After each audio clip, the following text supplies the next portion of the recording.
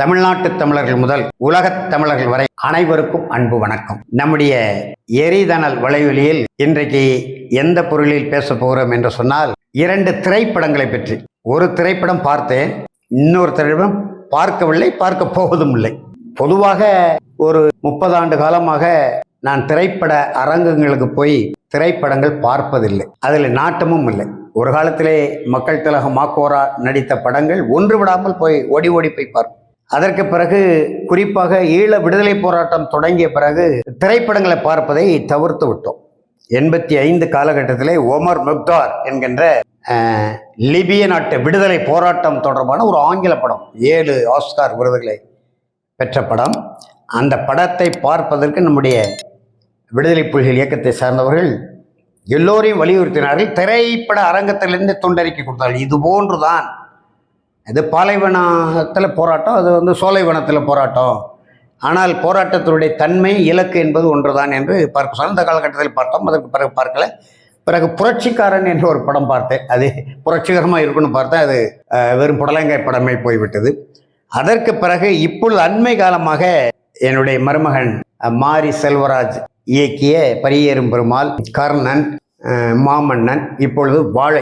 அதாவது அந்த வாழை படத்தை பற்றி உறவினர் ஒருவர், சாகித்ய அகாதமி விருது பெற்றவர் தர்மர் என்பவர், கோயில்பட்டி, அவர் நான் தான் முதலே எழுதினேன் என்று ஒரு கருத்தை பதிவிட்டு அது மாரி செல்வராஜுக்கு எதிரான ஊடகங்களில் பெரிதுபடுத்தப்பட்டு விமர்சனமாக அது காட்சிப்படுத்தப்படுகிறது. அவர் எழுதினது ஒரு 10 பக்க அளவில் எழுதியிருக்கிறார். பொன்னன் குறிச்சியிலே அவருடைய தாய்மாமனார் எங்களுடைய குடும்பத்தில் பெண் எடுத்தார், அவருடைய தம்பியும் எங்கள் குடும்பத்தில் பெண் எடுத்திருக்கிறார். அதனால் சில நாட்கள் பொன்னன் குறிச்சிக்கு தங்கி விட்டு செல்வார்.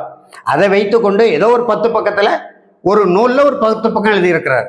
ஆனால் அவர் எழுதின எல்லாமே சரியா இல்லை. இதே பொன்னன் குறிச்சி எங்கள் குடும்பத்தை பற்றி வவ்வால் தேசம்ங்கிற புத்தகத்தில் அவர் எழுதியிருக்கார். முழுவதும் பிழையாகவே எழுதியிருக்கிறார். பொன்னன் குறிச்சியில் வெள்ளச்சாமி மகன் திருக்கோடி என்றால், திருக்கோடி மகன் ஆண்டி என்றால், ஆண்டி தம்பி அருணாசலம் என்றால், அந்த காலத்தில் புகழ்பெற்ற குடும்பம்.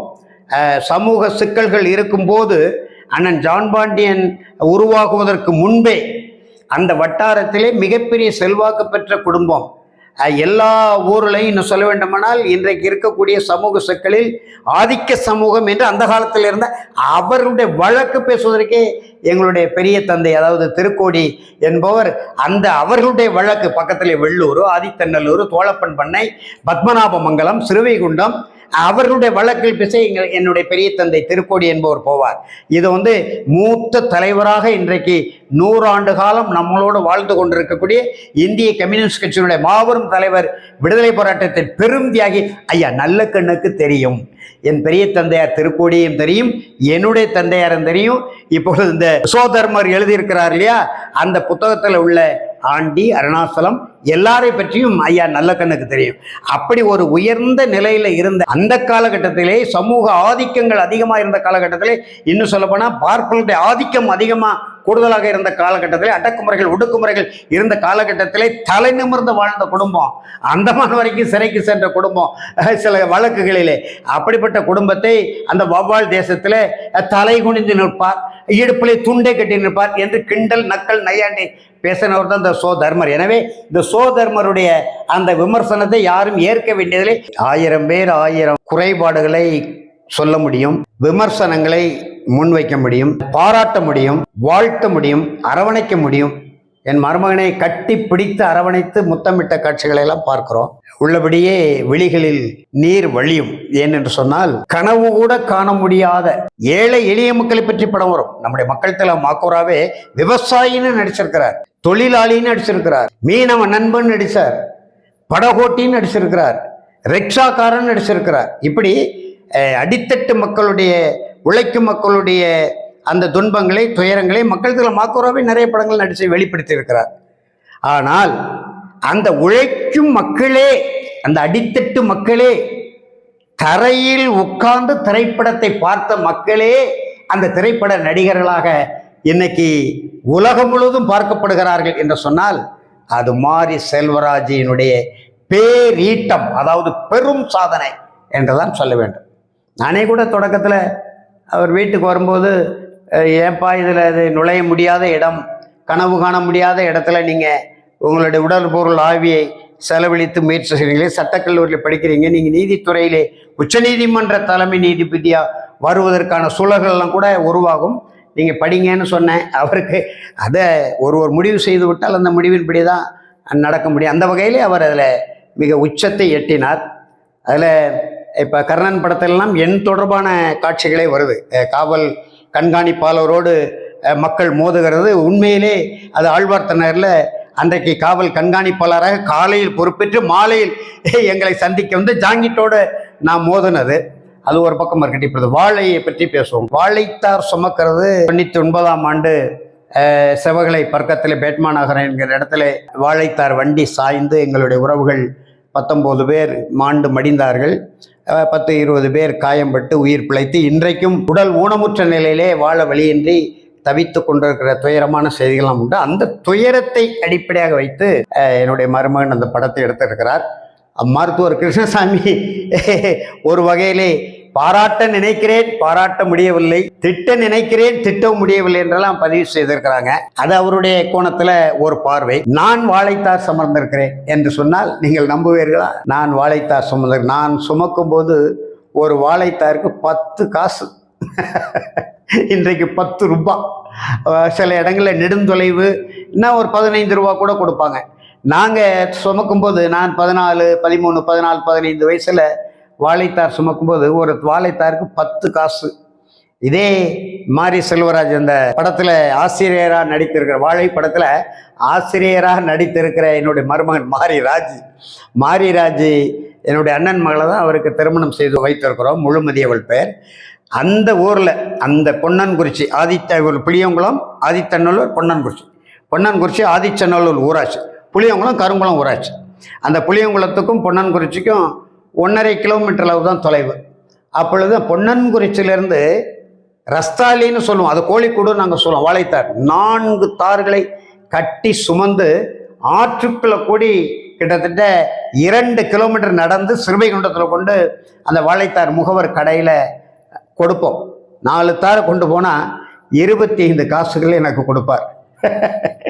2 நாள் தார் சுமந்து 50 காசை சேர்த்து 45 காசு தரை சீட்டு வாங்கி ஜவஹர் திரையரங்களை போய் அந்த பார்த்த நினைவுகளை எல்லாம் இந்த வாழை படத்தை அண்மையிலே அந்த தஞ்சாவூரில் 2ஆம் காட்சி நேரம் இல்லை, ஆனால் தங்கியிருக்கிற என்னுடைய அண்ணன் வீட்டுக்கு அருகிலே திரையரங்கம் இருந்ததுனால 2ஆம் காட்சி முன்பதிவு செய்து போய் பார்த்தேன். அந்த வாழை படத்தை பார்க்கும்போது அந்த படத்தில் உள்ள காட்சிகளின் கண்ணில் தெரிகிறதோ இல்லையோ, நான் வாழைத்தார் சுமந்த அந்த பழைய நினைவுகள் தான் ஓடிக்கொண்டே இருந்தது. அப்படி 4 தாரை சுமந்து 25 காசு வாங்கி 2 நாள் கொடுத்து 50 காசை வாங்கி 45 காசுக்கு நுழைவுச்சீட்டு எடுத்து தரையிலே உட்கார்ந்து மக்கள் திலகம் மாக்கோரா, நடிகர் திலகம் சிவாஜி கணேசன், ஜெமினி கணேசன் படத்தை எல்லாம் அந்த பார்த்த நினைவுகள்.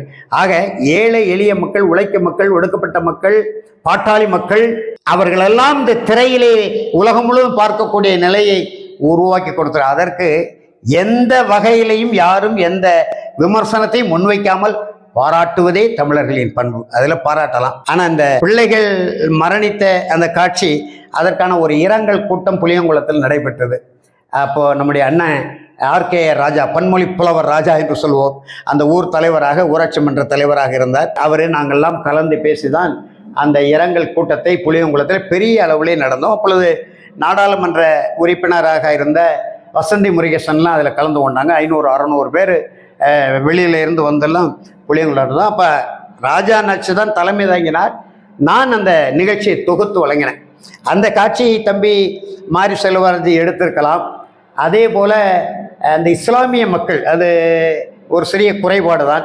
பேட்மா நகரம் என்கின்ற இடத்துல அந்த வண்டி குடை சாய்ந்ததுனால இஸ்லாமிய மக்கள் அந்த நேரத்தில் ஓடி வந்து பெரிய அளவில் உதவி செய்தாங்க. நாம் சொல்லலாம், ஆனால் நடைமுறையில் அவருடைய உழைப்பு, அந்த வாழைக்காட்டில் அந்த மக்களை பயிற்றுவிக்கிறது, காட்சிகளை எடுக்கிறது, வாழைக்கும் வேளாண்மைக்கும் சிற்றூருக்கும் தொடர்புள்ளாத நடிகர்களை அதில் பயிற்றுவிக்கிறது, நூற்றுக்கணக்கான பேரை இயக்குவதால் அவ்வளோ எளிதாக நம்ம சொல்ல முடியாது. அது கற்பனைக்கும் எட்டாது. அதிலே உயர்ந்து நிற்கிறார் மாரி செல்வராஜ். அதனால் அதுக்குள்ளே நம்ம குறை காணலை. ஆனால் ஒரு கருத்தாக நம்ம அதை பதிவு செய்ய விரும்புகிறோம்.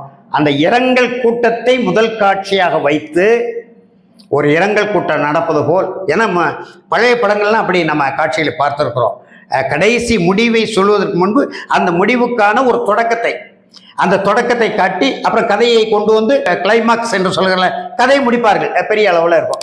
அது மாதிரி அந்த புளியங்குளம் ஊரிலே ஒரு இரங்கல் கூட்டம் நடப்பது போல ஒரு காட்சி அமைத்து அவரை இஸ்லாமிய மக்கள் வந்து காப்பாற்றியது போல் எடுக்காவிட்டாலும் அந்த இரங்கல் கூட்டத்தில் இஸ்லாமிய மக்கள் பங்கெடுக்கிறது போல அந்த காட்சிகளை அமைத்திருக்கலாம். ஒன்று. அடுத்து அந்த வாழைத்தாறு சுமக்கிற அந்த சும்மாடு இருக்குது, அது துணி வச்சு யாரும் நான் சுமக்க மாட்டோம். வாழை தடையிலே அந்த சும்மாடு பெரிய அளவுலே இருக்கும். அப்படியானாலும் இந்த தலையில் அழுத்தம் வராது. அது ஏன் என் மருமகன் மறந்துட்டாருன்னு தெரியல. துண்டை சும்மாடா சுற்றி கதிர் கட்டும் போது கூட நம்ம அந்த துண்டை தலைப்பாய் தான் கட்டுவோம், சும்மாடு கட்ட முடியாது. வயலை கதிரை அறுத்து கதிர் கட்டு, அது ஒரு சுகமான சுமை. கதிர்கட்டு ஆண்களும் பெண்களும் எப்படி இந்த வாழைத்தார் சுமக்கும் போது மெல்லிய கோணத்தோடு கண்ணியர்க்கும் காலையர்க்கும் கட்டுப்பாடை விதைத்து கற்புணலை தவறாத காதல் பயிர் வளர்த்துன்னு மக்கள் திலகம் விவசாயி படத்தில் படிப்பார் கேஆர் விஜயோ மக்கள் திலகமும். அதுபோல மிக அருமையாக அந்த காதல் காட்சியை ஒரு இளைஞனும் ஒரு இளைஞனும் விரும்புவது போல் அருமையாக அமைத்திருக்கிற உள்ளத்தை நெருட வைக்கிறது. ஏன்னா நாங்கள்லாம் அந்த காலத்தில் காதலித்து கதிர்கிட்டு சுமக்கும் போதும், வாழைத்தார் சுமக்கும் போதும், வயலில் வேலை செய்யும் போதும், வயலுக்கு கஞ்சி கொண்டு வரும் போதும், நாற்றுக்கட்டு சுமக்கும் போதும், அதெல்லாம் ஒரு இன்பமான ஒரு காலகட்டம். அதெல்லாம் நினைத்தால் நெஞ்சில் நெக்குருகும். அந்த அளவுக்கு அந்த காட்சியை அமைத்திருக்கிறார். இரண்டாவது, அந்த வாழைத்தார் சுமக்கிற அதை மட்டுமே வைத்துக்கொண்டு அந்த ஆசிரியர், அழகான ஒரு ஆசிரியர் தான், அழகு என்கின்ற பொருளிலே அந்த கருத்தை தம்பி எடுத்திருக்கிறாரு. அந்த பள்ளி மாணவன், அழகாக இருக்கிறீங்க, நல்ல வேலை, முன்னாலே எங்கள் அம்மா போல் அழகாக இருந்தீங்க, இப்போ எங்கள் அக்கா போல் அழகாக இருக்கிறீங்கன்னு சொல்லிட்டான். அந்த அழகு என்பது, அதை என் தம்பிக்கு நான் சொல்லுகிறேன், ஒரு கருத்தாக சொல்லுகிறேன். ஏற்பதும் மறுப்பதும் மாறி செல்வருடைய உரிமை. அது நம்மளிருந்தே அந்த அழகு வர வேண்டும். ஏன் கருப்பாக இருந்தால் அழகு இல்லையா? உழைக்கும் மக்கள் அழகா இல்லையா? இப்போ உங்கள்கிட்ட ஒரு மாணவி பேட்டி எடுத்தா, நம்ம சேவியர் கல்லூரியில் படிக்கிற மாணவி நினைக்கிறேன், மாஞ்சோலை பகுதியை சேர்ந்த, சிரிப்பாக பேசுகிறா, அவள் பேட்டி எடுத்தா, அவள் அழகு இல்லையா? அவள் நம்ம பிள்ளை தானே. அதுபோல அந்த கதாநாயகியும் நம்மில் ஒருவராக காட்டி அதை அழகுபடுத்தி இருந்தால் இன்னும் சிறப்பாக இருக்கும் என்பது என்னுடைய கருத்து. இந்த வகையிலே மாரி செல்வராஜ் அவர்களுக்கு என்னுடைய நெஞ்சம் நிறைந்த பாராட்டுதலையும் வாழ்த்துக்களையும் தெரிவித்துக் கொள்கிறேன். கருத்தை கருத்தாக ஏற்றுக்கொள்ளுங்கள், மற்றபடி விமர்சனம் ஒன்றுமில்லை. ஐயா கிருஷ்ணசாமி அவர்கள் வேறு ஒரு கோணத்தில், ஏன்னா அந்த காலத்தில் இந்த வாழைத்தார் விபத்து நடந்த போதெல்லாம் சட்டமன்றத்தில் கடுமையாக போராடியவர், வெளிநடப்பு செய்தவர், ஒரு குடும்பத்திற்கும் 2 லட்சம் ரூபாய் கொடுக்க வேண்டும் என்று குரல் கொடுத்தவர், அரசை வலியுறுத்தியவர். அவருக்கு சில பார்வை இருக்கும், வழி இருக்கும், அதை நம்ம தவறாக கருத வேண்டாம். ஐயா சொல்லட்டும், அதை பற்றி ஒன்றும் இல்லை. அதே போல் இப்பொழுது வந்திருக்கிற என்ன படம்? ஆங்கில படமா? தமிழன்கிறார்கள், தமிழக வெற்றி கழகம் என்கிறார்கள், பெயர் ஆங்கிலம். தமிழ் பாதுகாப்பு இயக்கம் நடத்திய நாடு தமிழ்நாடு. நம்முடைய அன்பு தம்பி தொல் திருமாவளவன் தலைமை ஏற்று மருத்துவர் ஐயா ராமதாஸ் அவர்கள், ஐயா பழ நெடுமாறன், மருத்துவர் சேதுராமன், தமிழ் இன உணர்வு தலைவர் அனைவரும் அன்பு தம்பி தொல் திருமாவளவன் தலைமை ஏற்று திரைப்படங்களுக்கு தமிழில் பெயர் வைக்க வேண்டும் என்று தமிழ் பாதுகாப்பு இயக்கம் நடத்திய நாடு தமிழ்நாடு. அப்பதான் மும்பை எக்ஸ்பிரஸ் வந்தது. கமலஹாசன் கடுமையான போராட்டம், கடும் எதிர்ப்பு. ஐயா கலைஞரை கூட அதில் ஒரு கருத்து உடன்பாடு விட்டு தூய தமிழில் பெயர் வைத்தார். வரி விலக்கு அளிக்கிறவனுங்க, அது வேற மாதிரி போயிட்டு, அது வேற செய்தி, அதுக்குள்ள நம்ம போக வேண்டாம். ஆனால் ஒரு படத்தின் பெயரை தமிழில் வைக்க முடியாத ஒருவன் இந்த தமிழுக்கும் இனத்திற்கும் நாட்டிற்கும் எப்படி உழைக்க முடியும்? அவனை எப்படி தலைவனா ஏற்க முடியும்? இங்க தமிழ் தேசிய களத்தில் நிற்கிறவங்க, உங்களுக்கு தான் வேலை. விஜய் நடித்த படத்தை மக்கள்கிட்ட கொண்டு செல்கிற வேலை தமிழ் தேசிய களப்பணியாளர்களுக்கா? அந்த வேலைக்கு போங்க, உங்களை வேண்டான்னு சொல்ல. இதுக்கு 15 நிமிடம் 20 நிமிடம் இங்க காணொலி போடுறீங்க? நீங்க பேசுறதுக்கு காவிரி இருக்கு, கச்சத்தீவு இருக்கு, முல்லைப்பெரியாறு இருக்கு, பாலாறு இருக்கு, நெய்யாறு இருக்கு, ஆட்சி தமிழ், பயிற்று தமிழ், நீதிமொழி, நிர்வாக மொழி, இசைமொழி, இறைவனை வழிபடுகிற மொழி இருக்கு, பட்டியல் பிரிவு மக்கள் படுகிற துன்பங்கள் இருக்கு, துயரங்கள் இருக்கு, உள்ஒதுக்கீடு சிக்கல் இருக்கு, திராவிடர்களுடைய ஆதிக்கம் இருக்கு, மாநில உரிமைகள் ஒன்றொன்றாக பறிக்கப்படுகிற இந்த செய்திகள் இருக்கு. தமிழ் தேசியத்தில் களமாட வேண்டிய களங்கள் நிறைய இருக்கு, வந்து கொண்டே இருக்கு. மருத்துவ நுழைவுத் தேர்வு இருக்கு, சரக்கு மற்றும் சேவை வரி இருக்கு, சுங்கச்சாவடிகள் இருக்கு. இதை பேசுவதற்கு உங்களுக்கு முடியல. நீங்க விஜய் நடித்த படத்துக்கு காணொலி போட்டு கொண்டிருக்கீங்க. அதுதான் சொல்லுகிறோம். அருள் கூர்ந்து இந்த களத்தை விட்டு நீங்க விஜய் கூட போங்க, நடிக்க போங்க, திரைத்துறைக்கு போங்க, அது உங்கள் உரிமை, நாங்கள் தடுக்கவில்லை. ஆனால் தமிழ் தேசிய அமைப்புக்குள்ளே இருந்து, தமிழ் தேசிய இயக்கங்களில் இருந்து தமிழ்நாட்டில் தமிழன் ஆட்சிக்கு வர வேண்டும் என்ற இலக்கு ஒன்றுதான் இனத்தின் விடுதலை என்ற முழக்கத்தை முன்வைத்து அரசியல் நகர்த்தி கொண்டிருக்கும் போது குட்டையை குழப்பாதீர்கள் என்கின்ற வேண்டுகோளை தமிழ் தேசிய களத்தில் நின்று அங்கே போவோமா, இங்கே போவோமா, அதிலே முகம் தெரியாதா, இதிலே முகம் தெரியாதா, இதிலே நம்முடைய இந்த வேலையெல்லாம் வேண்டாம் என்கின்ற அன்பு உரிமையோடு வேண்டுகோளை இந்த தமிழ் தேசிய களத்தில் நிற்கிறவங்க திரைப்பட மாயக்குள் சிக்கக்கூடாது. திரையின் வெளிச்சம் உங்களுக்கு தேவையில்லை. தரையில் தேட வேண்டும் தலைவனை, திரையில் தேடக்கூடாது என்ற கோட்பாட்டை நெஞ்சில் வைத்து அரசியலிலே களமாடுங்கள், இல்லை அகன்று போய்விடுங்கள் என்கின்ற வேண்டுகோளை முன்வைத்து விடைபெறுகிறேன். நன்றி, வணக்கம்.